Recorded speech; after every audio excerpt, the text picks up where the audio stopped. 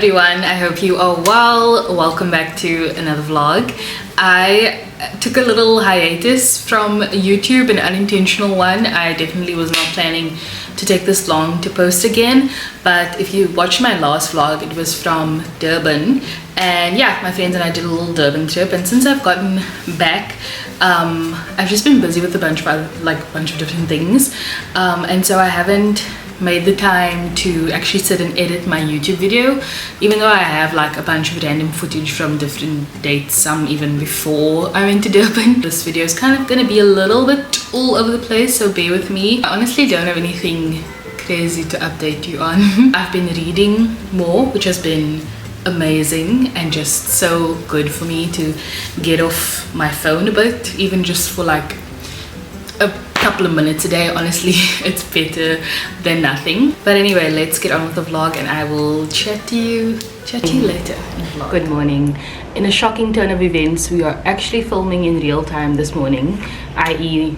the week or so that I'm posting this vlog and not like months old footage. I am about to head out the house. I'm just gonna have a little solo Saturday morning. I'm just gonna go check out this vintage slash thrift shop in town at like Harington Street side, that I've seen for a little while, but I've never went inside. I feel like getting out the house this morning. It is very gloomy outside today, but I'm trying not to let that deter me. I've got my green on today because it is the Bokke are playing today and we're going to watch it at our friend's place. We're having a braai, so I thought I would wear green. I got this t-shirt from Unique Clothing by Checkers. So the shade of green is just everything to me. Then I've got another green hat. I don't mind mixing my shades of a color. Got this jacket from a surprise that I actually wanted for a little while, and then I saw it was on sale yesterday, so I'm gonna chuck this on. It is a bit cold today, so I feel like I'm gonna get cold if I wear the short sleeve, but I also have yet another green item. Let's get going. So this vintage shop is near Harington Street, and I was pleasantly surprised with it because I thought it was going to be like vintage prices, but turns out it's more of a charity shop. They actually accept donations as well, so if that's something you are interested in, definitely check them out. And they had this like record section, which I didn't know about, but I did not know that there was going to be so many gems here.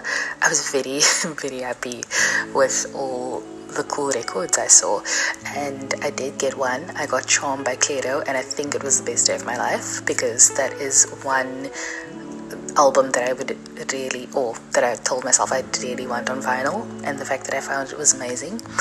I also popped into the Lebanese bakery after heading to the vintage shop, which I've been wanting to go to, and the little pastry I had was very yummy. Overall, a very successful solo Saturday morning. So as I mentioned earlier in the vlog, I've been doing a lot more reading lately, which has been honestly so amazing. So I thought I would do a quick debrief of some of the books I've read slash am reading and my thoughts on it. Starting off with Conversations with Friends by Sally Rooney. This is kind of the book that got me out of my reading slump. I really enjoyed this book. I think I would give it a 4 out of 5 stars. So it's basically about these best friends. They used to be lovers, and they meet this other couple.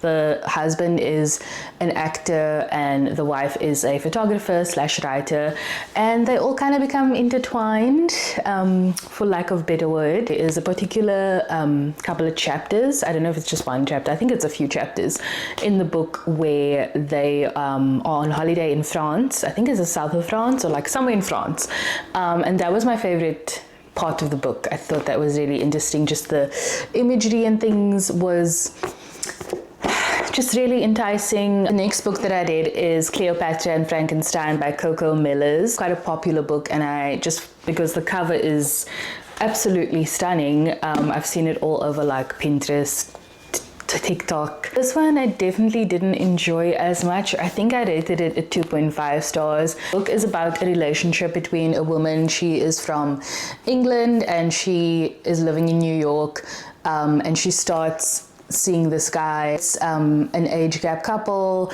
There is obviously some interesting things that transpire between them and like external people. Anyway, I'm trying not to do any spoilers or whatever. I'm so bad at these like spoiler-free reviews. My issue, just like very quickly with the book, is that most of the characters were super insufferable. A lot of side characters in this, which I think are like more interesting than the main characters, but they don't really explore much of them, or they'll touch on really interesting topics and like themes, but then just like never explored again. I feel like no one really had a proper arc. The dialogue was kind of like not the best at certain points. First few chapters were super interesting to me.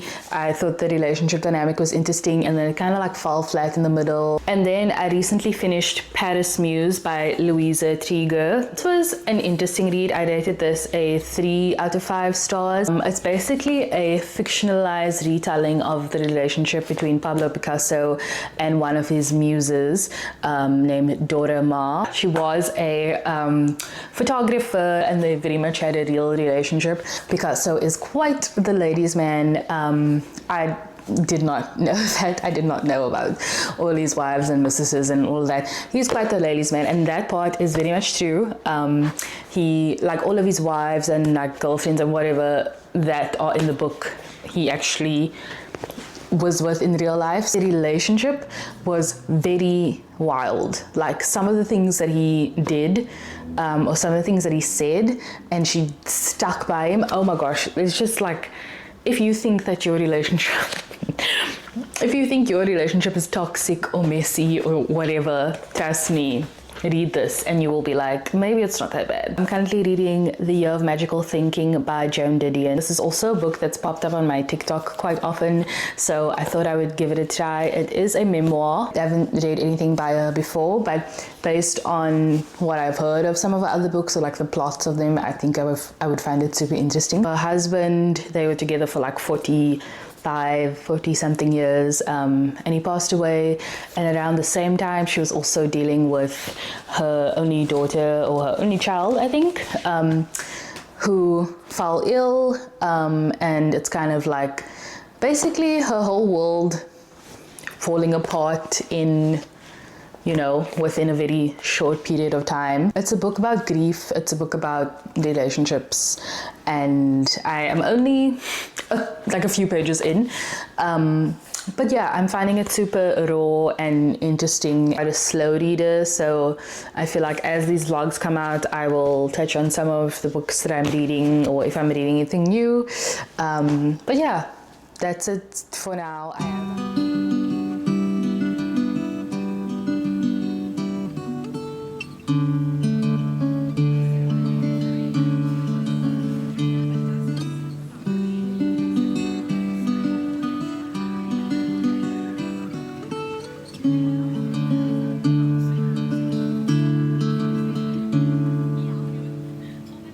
She called me on the phone last night.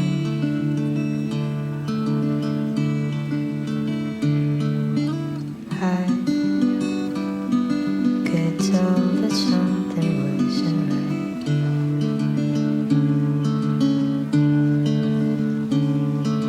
Silence followed by a heavy sigh.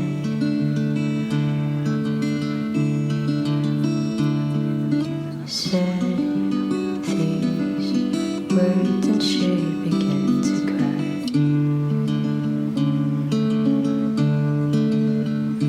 If I were you, I would really wanna kill myself too. At times I feel like I wanna end my life and drown in pills.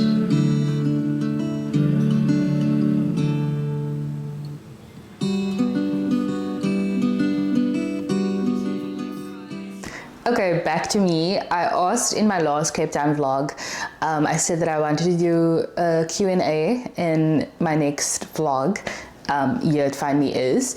And I also asked on Instagram to send through a few questions to answer. The first question, which I think is kind of funny, someone asked me, are you colored or white? I'm just curious because I can't tell. I love your vlogs. Thank you so much. And you know what? It's not the first time I've gotten this. I personally don't see why anyone would be confused about it, but also like, yeah. Anyway, I am colored. Both my parents are colored. Their parents are colored. I am a proud colored woman. So I hope that clears up anything for anyone who's potentially wondered as well. Next question I got is, how do you stay creative? I feel like there's a lot of inspiration out there. It's not necessarily just online. I think there's a lot of inspiration just out in the world. Connecting with different people I find very inspiring. But obviously, I would say, at least for me, like most of the inspiration I find is online. I have a little folder on my Instagram. If I see something that I'm inspired by or I think is interesting or I maybe want to revisit, I just save it to that folder.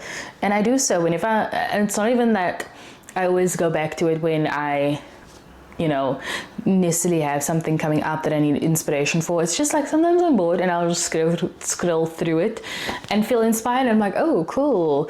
Because yeah, it's okay to be inspired by other people. Like that's kind of how life works. Even some of the greatest artists of all time had their inspiration from something else or adapted something from something else. So yeah, as long as you make it your own and you still see yourself in what you're creating, I think that's important. Anyway, that's ultimately how I stay creative. Next question, which is kind of funny considering the first question I got. But this person asked me, do you ever feel out of place as a colored creator? I would say no. I've never experienced, and obviously I'm grateful too, not have experienced any sort of like othering in any space that I've been in, like, or felt like I was left out of something because I'm colored. And I'm very much aware that like colorism is a factor as well, but ultimately no, I have not felt out of place as a colored content creator. That's not to say that other colored content creators have not felt out of place, and that there aren't issues in the industry and things. How did you get into content creation? This is a question that I feel like I get asked a lot, or that other content creators get asked a lot. But basically, since I was younger, I've just always loved doing creative things, whether that be in like drawing, painting, taking pictures. I've always loved taking pictures, videos, editing, like little things like that. And that was just always fun, and it was always a hobby for me. Even in school, I would say like I definitely gravitated towards the more like artistic subjects and things. I think that's where I really thrived. But yeah, when it came to like Instagram and things or social media, I would always just like posting my little fun pictures, videos, whatever, and didn't really think much of it. I never, decided I'm going to be a content creator. It wasn't anything like that. I was doing it already because I loved it. And then when I started working at a creative agency and I was on the social media team, and that really like helped me I suppose get into that world more. And like I just started posting things, and eventually I had a brand approach me to do something, and then I was like, this is fun, I enjoy this. It was like a very natural progression. And is, what were you working as before becoming a full-time content creator? I'm not necessarily a full-time content creator. I've never I don't think I've ever said that I was a full-time content creator, but anyway, so I'm not a content creator full-time, and at this phase in my life, I don't think I want to be. Maybe one day I'll decide that I want to be, but like right now, I'm very much still happy doing other work. Like I work in social media marketing, so I have like clients that I work on their social media presence and stuff for, besides my own. I worked as like in marketing, like my roles were always in like marketing, digital marketing, social media marketing, just advertising, copywriting, all of that. I'm just gonna leave that. And I kind of do love what I do. Like I think for the first time in maybe ever, I can genuinely say that I feel like I'm on the right path and I love what I do, and what I do aligns with what I think I'm like kind of good at.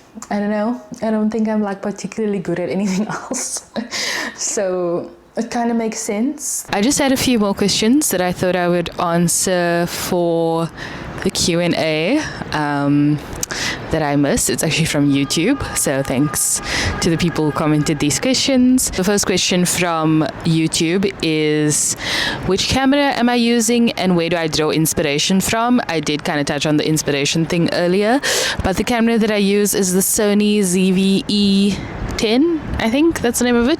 And I also have the Canon G7X Mark III, but that one I much prefer for photos. I much prefer the Sony for video, but sometimes I'll take the G7X and use it for video as well because it's smaller and more compact versus the Sony that's a bit bulkier. I love them both for different reasons. The next question is my go-to cafes where I get my makeup and what is my favorite brand. So my go-to cafes in Cape Town, I would say, why is this so tricky? So I like Espresso Lab, I like Arthur's Mini Super, I like Starling's Cafe, I like 4 and 20 Cafe in Weinberg is one of my favorites. Oh gosh, I have so many. I think I'll put a list on the screen because I really have so many that I can't even think of right now. But there's a lot of good ones in Cape Town, so there's no shortage of cute cafes. And then where I get my makeup, honestly, I do get a lot of makeup in PR, which is amazing, and it allows me to try new and different brands, allow me some clicks. I also get my makeup at We Are Egg because they have Switch Beauty and Standard Beauty and things, and then also sometimes every now and then at ARC depending on the budget. And the last question is again how I started getting into content creation, which I answered already. And then the last part of it is, how would you describe Jess? Who are you essentially? Which I think is such a nice question. And who I am essentially, I would say that I'm a sensitive soul. I've always been a bit of a soft girl, like since I was younger. I used to be very shy and introverted, and now I've definitely broken out of that a lot. But yeah, there's definitely still parts of like younger me that comes out all the time. I'm a caring person. I care about people, and yeah, I mean, I would hope that a lot of people are caring. But yeah, I think I'm a caring person. I think I'm a loyal friend. I think I'm hardworking when I want to be. I would say I'm a creative person. I feel like the things that I enjoy or care about, I really, really get into it.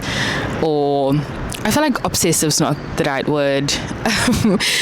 When I like really like something, I want to know everything about it, and I want to like, you know, so maybe passionate. I enjoy the simple things in life, I really do. I just want to fill my life with a lot of joy and a lot of love and a lot of small meaningful moments. And I also want to travel the world and like see the world and do all that. Anyway, that is enough yapping from me. Thank you so much to everyone who submitted questions. It really means a lot that you want to know things about me. And if you have any other questions, you are more than welcome to let me know in the comments below. Since it's been a little while and I've been engaging in different types of media and whatever, I thought I would share my recs. Why not? We are here. Starting off with, instead of doing a movie, this time I'm going to do a series because I just finished the OC and it's the first time that I've watched it. I've obviously like seen a lot about it when I was growing up. I remember it was on DSTV at some point. It was on like one of those random channels on DSTV, and like I would catch little glimpses here and there, but like I didn't ever watch the whole series. I started it, can't remember exactly when, but I was hooked. Honestly, I love it so much. It's from the same creators as Gossip Girl, because I found like there was a lot of parallels between the two shows, or I felt like a lot of the character archetypes were very similar in the OC to Gossip Girl. Obviously the OC came first, so was the OG. Anyway, can safely say that after watching both, I really feel like the OC just touched me. So really it was a comfort show for me. I love the Coens, right? Like all the characters, like even the ones that are, okay, maybe not all the characters, but all the main characters, like I enjoyed. I felt like versus like Gossip Girl, where could not stand Chuck, could not stand his dad could not stand Jenny sometimes. Sometimes couldn't stand Vanessa, could not stand Serena. I should have started there. Could not stand Serena. So most of the characters in Gossip Girl, I was like, ugh. Even though that like made for an interesting show, I suppose. But whereas in the OC, even like the flawed characters, I feel like they had, you know, I don't know, they just, I felt them. I would highly recommend it, especially if you like series from the early 2000s, like teen dramas, things like that. Would highly recommend it if you haven't seen it. Very quickly, music recommendation, Don't Have the Glass by Tyler the Creator. The album kind of just, it was kind of like a surprise rollout in a way, because it dropped very quickly after he announced it, and it is perfection, like no skips. And I don't take like or say no skips lightly, but genuinely no skips. Love the album. Like, I can't believe he released such an amazing album right after Chromacopia, which I feel like is still kind of fresh, you know. But yeah, very fun, vibrant, dancey, amazing. Love it. But yeah, that is all from me today. This vlog might be a little bit stacked and a little bit all over the place, but thank you so much for watching. I will try not to stay away that long again, and I hope you have a wonderful day. And yeah, you can check out any of my other vlogs while you wait for the next one. I don't know, it's all on my channel, and obviously and yeah, have a fabulous day further.